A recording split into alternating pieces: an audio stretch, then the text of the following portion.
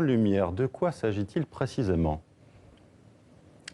Alors c'est ce moment que beaucoup craignent déjà où toutes nos données numériques tomberont dans le domaine public. Ça veut dire que d'un jour à l'autre, les GAFAM fusionnent. Imaginez, Facebook et Google fusionnent. Le nombre d'informations, de données qu'ils ont à notre sujet est pharaonique.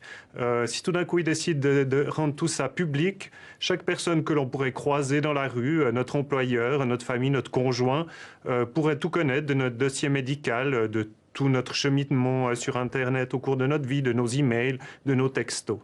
À partir de cette... Donc ça crée en fait...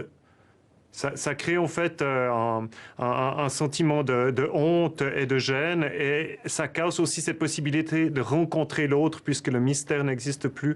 Donc à partir de là, les gens commencent à vivre seuls. C'est ça, hein, c'est ce que vous dites dans votre livre, les gens commencent à vivre seuls.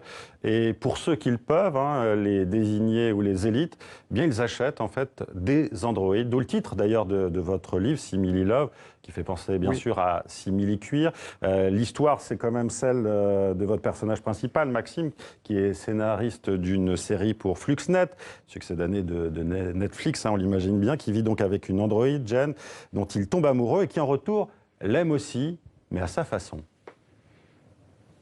Tout à fait. C'est cet amour synthétique, hein, j'aurais pu le titrer comme ça si j'avais voulu un titre plus francophone.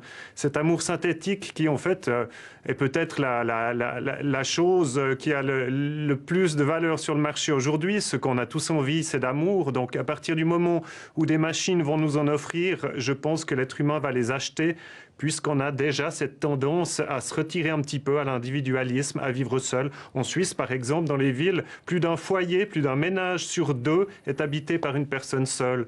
Donc lorsque ces succès d'années d'amour vont être sur le marché, on va se les acheter. Au Japon, d'ailleurs, les épouses virtuelles existent déjà, même si elles sont sous forme d'hologramme actuellement. Ouais.